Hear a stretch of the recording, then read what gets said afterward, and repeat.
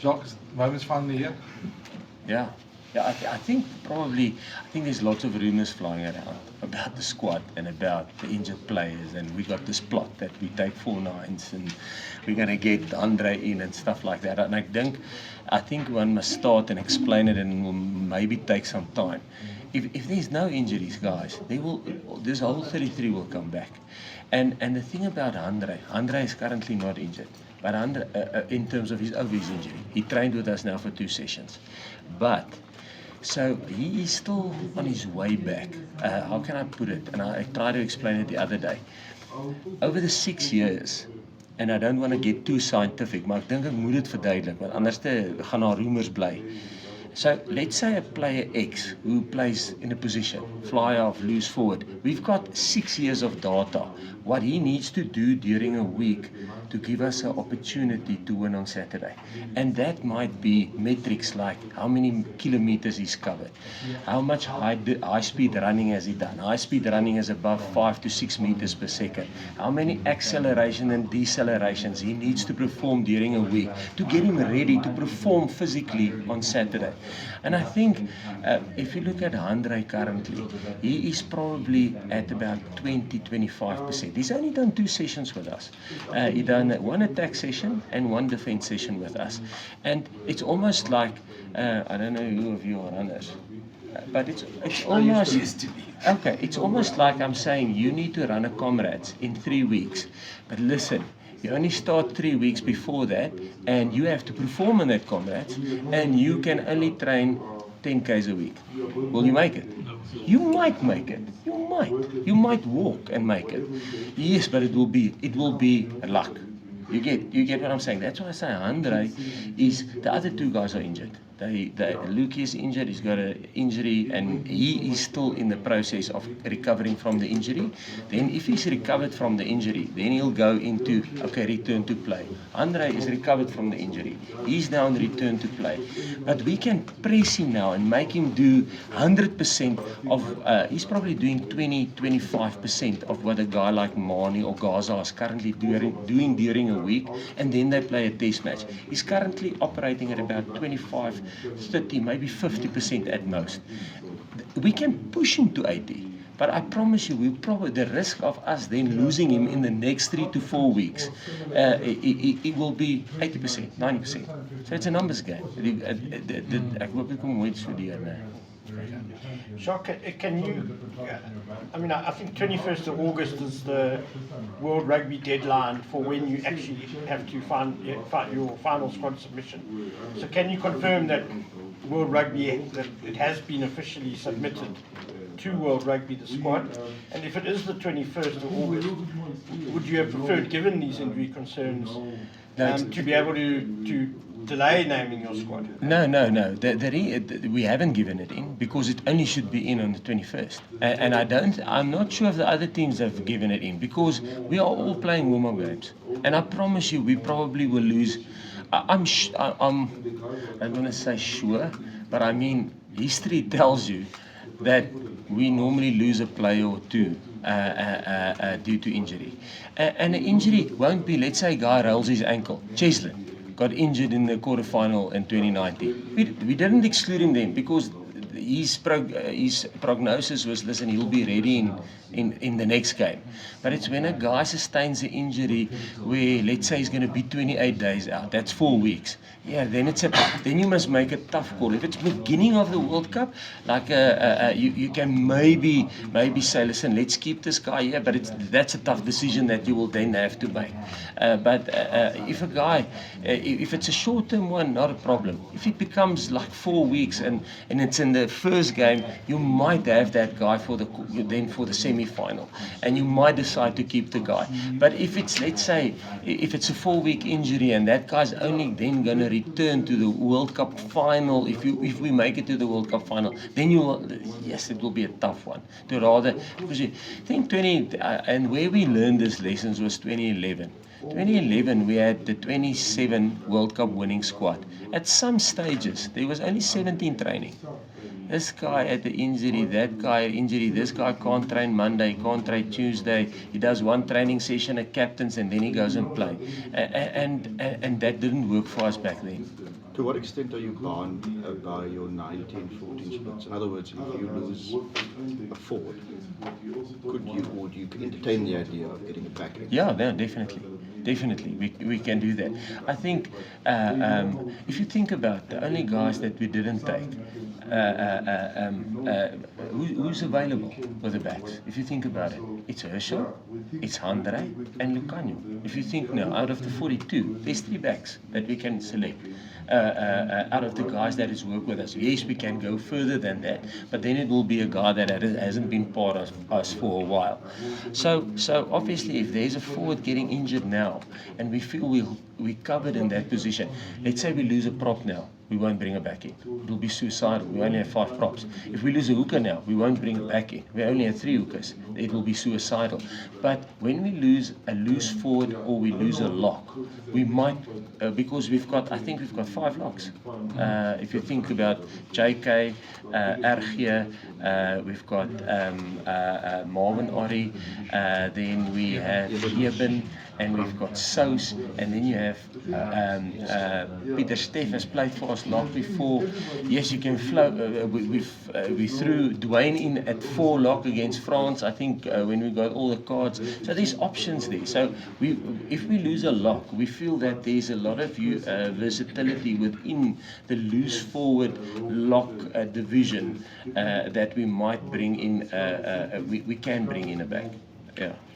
Probably a stupid question now. Before the injuries, how are you going to split the squad? I'll be honest, it will probably would have been 18. We're now 1913. 1914, probably 1850 if we didn't get injuries. Jacques, how are you dealing with the outcry of actually picking 4 scrum offs? There's been a lot of comments or lack of comments with regard to that particular selection of halfbacks. Yeah, and I tried to explain it the other day. So obviously with us losing with Andre, not he's over his injury, but not fit enough yet, in my opinion, to play and perform and win a test match for you. He's busy getting there. And you remember, when we select that guy, the public, they don't give a rat's ass that he hasn't played in 16 weeks. That he must perform. He must be the Pollard that won the World Cup in 2019. That's the picture of the Pollard they won. And we're still building him up to that. In terms of, and like I explained in the beginning. So the 4 scrum halves is Grant can cover as a wing. So if not if, Faf is our 3rd choice fly off. So remember in 2019 we didn't go with 3 fly offs. Frans Steyn was our 3rd choice fly off, and everybody had hoo-ha about. Seriously? And we only played him 1 game fly-off, and that was the last game against Argentina 2022, and everybody said, yes, what a disaster, should never have picked him at fly-off. But he was our 3rd choice fly-off back then. So I don't think there's a lot of teams that can go with 3 specialist 10s. It's like taking 3 fully specialist hookers. I mean, the 3rd hooker is never going to play. If he's not a versatility guy, he's never going to play. He might sit on the bench and maybe get 15 minutes, and your 3rd 10 might get 15 minutes if you take 3 10s with. Has it surprised you the way people have reacted? I'm not on social media. I didn't even know about it. Luckily, our media is on social media, so they told me, listen, there's this massive outcry and conspiracy, and how can you pick a guy in a World Cup squad if you have a heart and tell him, listen, fake an injury, we want to get another guy in? I mean, it's mad. We'll never do that. I can't see us. We'll never do that. Coach, with the 21st deadline, that gives, I think, if I'm not mistaken, New Zealand is outside of that deadline. What is the strategy now for those 2 games, Welsh game and then the New Zealand game? Play full strength teams and see what happens, or is it still an opportunity to inject some form finding? A little bit of both, but less than what we did up to now. And again, we sat with the old squad, so we knew, listen, we're probably going to, not old, but we got a more experienced squad than I think, if you look at what other teams have in terms of age and in terms of players that have played more than 50 test caps. So we do have a lot of experience, and like we said, we always thought if they keep form, we'll probably end up where we are now in terms of age, and we know availability is the problem. Like I said, in 2011, we learned that lesson in the hard way. That you have this massive experience and guys that can literally win the World Cup, but the problem is getting them to last through the whole World Cup. So that's why we build so much squad depth, and that's why people sometimes look from the outside and go, yes, why would you guys chop and change? I promise you, it's not nice to chop and change. Remember, don't want to get too technical, and Andy must say if they mustn't print this, what I'm saying now, but our contracts, 40% of our contracts is in win bonuses. So it's tough to tell a coach, assistant coach, that listen, we need to build squad depth here. We might lose this test match, which is 40% of your salary. We're taking a risk with. But that's for the best for South Africa, for where we are, with the squad that we have, and that we feel, and we might be wrong, we will actually only be right if we win the World Cup. If we don't win the World Cup, you'll say this was the cockest plan in the world.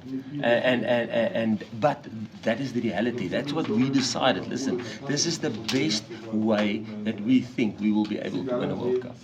But your answer, we'll probably chop and change a little bit less in the next 2 games. We need to get combinations now. We haven't given teams, the luxury of building combinations and little micro units and mini units within each other. Can they say that, what I said? The 40%. Yeah. Yeah, consider making 60%. There's obviously, Brendan, there's obviously a risk with the New Zealand game, as you pointed out, with your squad. With injuries? Yeah. But that's why we have squad depth. I promise you, I'll give you a stat. Okay, Andre, there's a big talk about Andre, and please, you guys must write it in the right way, and it mustn't come out negative here. But since Andre's been injured, that was the Adelaide Test match that we lost in Australia. Gaza played fly-off the next one. It's the first time South Africa beat Australia in Sydney since Ian Mack, God rest his soul, was the coach. It's the first time in 29 years. But he was the fly-off. And then from then on, he and Mani was the fly-off. They only lost 3 games out of 10 that they were the fly-offs. So I'm thinking, can you imagine how Mani and Gaza are sitting there and everybody makes this hoo-ha about Andre that's injured, but nobody says, listen guys, these 2 guys were actually not too bad, you know, they were actually alright. The same with Loot now and Marvin Ori. You know, since Loot got injured Loot played Ireland last year. We lost. He played, and I'm not saying it's Loot. I just want to, everybody focuses on the negative side. What about the guy who stood in for you? Like Loot, we lost against France. He played there. He didn't play against Italy. We won. He didn't play against England. We won. He didn't play against Australia. We won. He played against New Zealand. We lost. He played against Argentina. We won. He played against Argentina again. He won. So currently, out of the 5 test matches, that a guy who's standing in now for Loot, because Loot is a phenomenal player. But rather than, yes, we can look at it like that as coaches and go, oh guys, yes, because I mean, to have a guy like Loot there with 60, 70 caps, and we all know how genius he is in a line-out. You can go, okay, guys, let's write the World Cup down and wipe it off. It's doom and gloom. But that's why we built it and worked and gave Marvin opportunity and gave him test matches that if something do happen to Loot, which is likely possible if you look at the age bracket that we are in, that yes, we have a guy that has done it now for the last 5 test matches. Does it make sense? Gents, sorry ladies, we just swap around the chair now, so One last question. Ja. Grant het nou obviously nie alles part gespeel nie. En hy was nou uit. Dis dit vir jou belangrik om Grant te speel in die volgende 2 games. Yes, ek sal sê Jaden miskien bo Grant. Jaden as gevolg van sy pa se storie het nie 'n kans gekry nie. So ons sal graag wil sien waar is Jaden. Ons het hom nou in oefeninge gesien, maar dit is bietjie anders net. Jy weet, so dit sal vir ons nogal nice wees om, ek dink hy en as ons kan vir Grant. gap gee, maar weer eens, die ander twee scrum halves of die ouens, Faf kort ook bietjie tyd. Ek dink Kobus was uitstaande in die twee games wat hy gespeel het, veral die Argentynse game hierdie laaste een. Ek het gedog, seker een van die beste games wat ek hom sien speel het, nog vir die Bokke. Faf was skitterend, selfs teen Argentinië, in die grootste deel van sy game. Daar's goed waarna hy moet werk en hy sal dit weet. Maar ja, dit sal dalk speel om vleuel. So Grant's over his concussion, eh? Yes. Dankie. Thank you.